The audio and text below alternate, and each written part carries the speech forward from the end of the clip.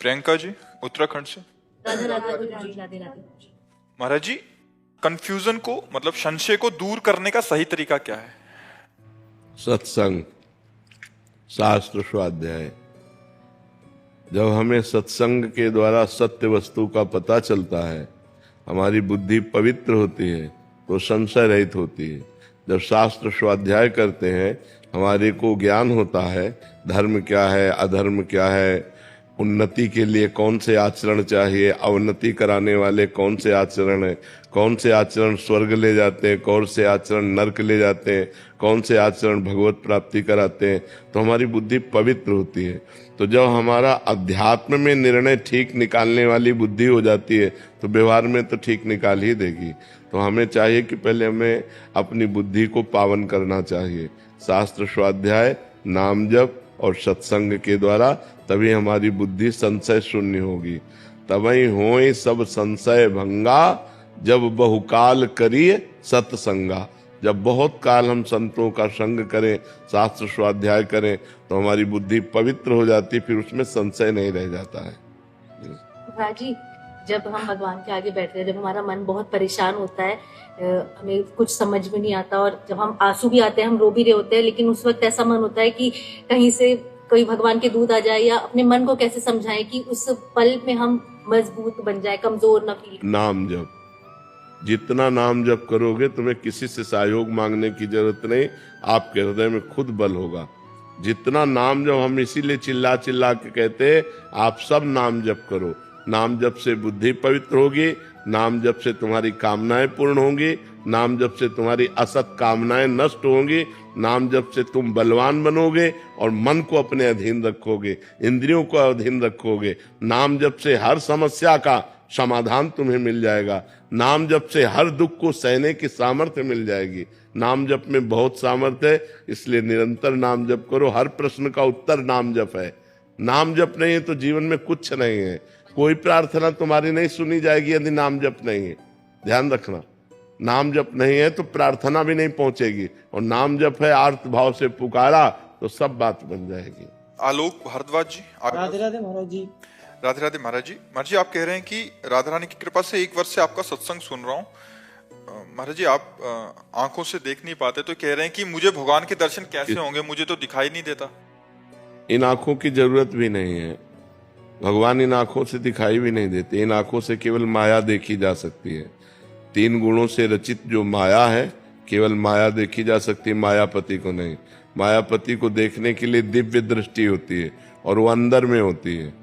तो जिस दिन भगवान तुम्हें दर्शन देना चाहेंगे, उस दिन अंदर की दृष्टि खोल देंगे, भगवान का साक्षात्कार हो जाएगा। इन बाह्य दृष्टि से तो भगवान को देखा भी नहीं जा सकता है। तो सर्वत्र कोई कण ऐसा नहीं जहां भगवान ना हो। हम भला देख पाते हैं क्या? नेत्रवान होते हुए भी अंधे हैं। केवल माया का रचा हुआ शरीर, माया का रचा हुआ संसार देख पाते हैं। तो भगवान को देखने के लिए जो दिव्य नेत्र चाहिए, वो कभी अंधे हो ही नहीं सकते। वो अंदर विराजमान है।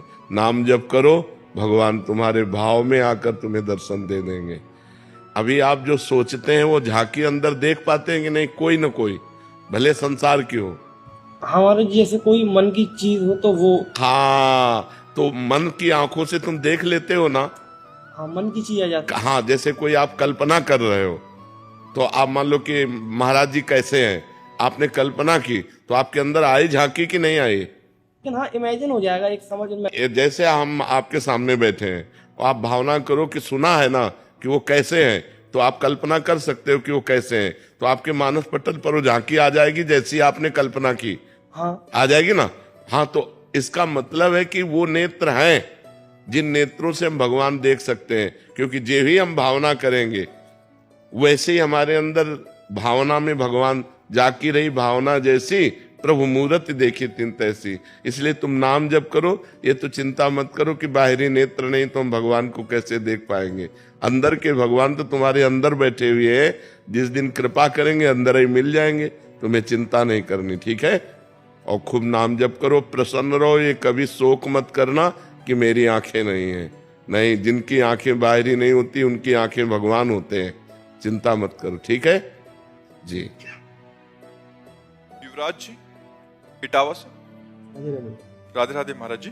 महाराज जी, जब मृत्यु निश्चित है परंतु हम भाग्य को भजन के द्वारा बदल सकते हैं, इसी प्रकार मृत्यु जो कि निश्चित है उसे भजन, नाम जप या अच्छे कर्मों से मृत्यु को कष्ट रहित या अंतिम समय में भी भगवान का चिंतन हो, ऐसा क्या कर सकते हैं? हाँ, कष्ट रहित हो जाओगे, मृत्यु का दुख नहीं भोगना पड़ेगा। जैसे हाथी के गले से फूलों की माला टूट के गिर जाए, राय बेल की, मोगरा की, छोटी छोटी होगी, उसको पता भी नहीं चलेगा। ऐसे ही जो भजन करता है तो अंतिम समय भगवान उसकी स्मृति बन जाते हैं और इतना आनंद होता है कि उसको मृत्यु का कष्ट नहीं मिलता। पर ये उसी को जो जीवन भर भजन करता है, अंतिम समय भगवान का स्मरण आ गया और वो भगवान के पार्षद स्वरूप होकर दिव्य धाम की यात्रा करता है, उसे मरने का भय या मरने का दुख नहीं रहता, जो निरंतर भजन करता है। पर निरंतर भजन करना बहुत कठिन है, नहीं? हाँ, बार बार मन को प्रभु में लगाओ और ये ऐसा प्रपंची है कि भाग के प्रपंच में चला जाता है, दुनिया की बातें बुनता रहता है, भजन में नहीं लगता है।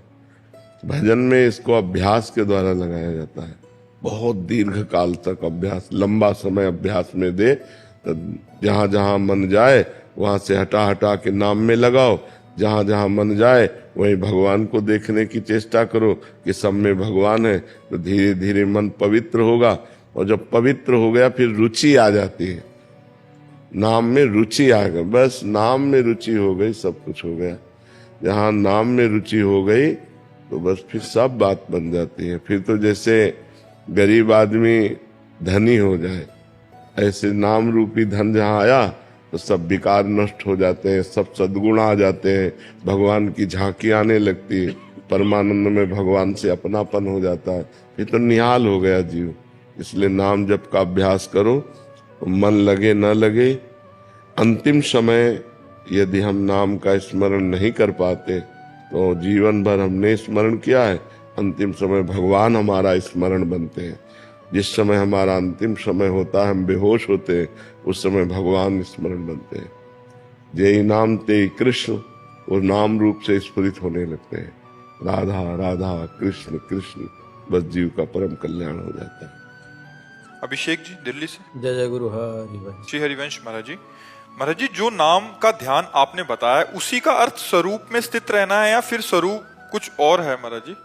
पहले हमको चाहिए कि संसार से मन हटाकर नाम में लगाएं, पहला काम हम कर लें। अब हमारा मन नाम में लगने लगा तो फिर नाम का प्रभाव अंदर ज्ञान पैदा करता है कि मैं स्थूल शरीर नहीं हूँ, मैं सूक्ष्म शरीर नहीं हूँ, मैं कारण शरीर नहीं हूँ, मैं सच्चिदानंद भगवान का अंश हूँ, श्री कृष्ण अंश, ममैवांशो, मैं कोई प्रकृति जन्य रचना नहीं हूँ।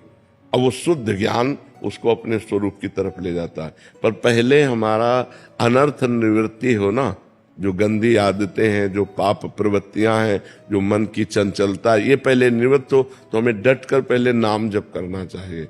जब नाम जप में मन न लगे तो नाम कीर्तन करना चाहिए, नाम कीर्तन में मन न लगे तो भगवत कथा सुननी चाहिए, कोई शास्त्र स्वाध्याय करना चाहिए।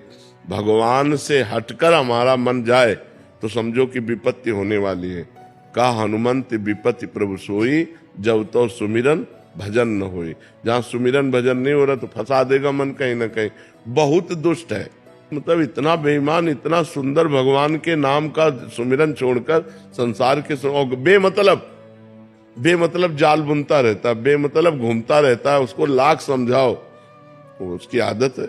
अब बस उसी को संभाल ले तो जीवन मुक्त हो जाए। बंधन और मोक्ष का कारण मन ही है।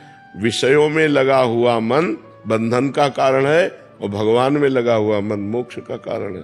तो खूब भजन करो, इसी से ज्ञान प्राप्त हो जाएगा।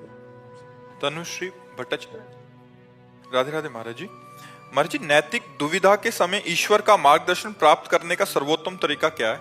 कभी पारिवारिक समस्याएं, ऐसी कोई भी समस्याएं आ जाती हैं उस समय? देखो, हमने जो अनुभव किया है कि जब तक नाम जप नहीं करोगे तब तक बुद्धि शुद्ध नहीं होगी, और जब तक बुद्धि शुद्ध नहीं होगी तो निर्णय ठीक नहीं होगा। नाम जप सर्वोपरि है। चैतन्य महाप्रभु ने 3 बातें कही, नाम जप करे, वैष्णव सेवा करे, सब पर दया का भाव रखे, इससे बढ़कर कोई बात नहीं।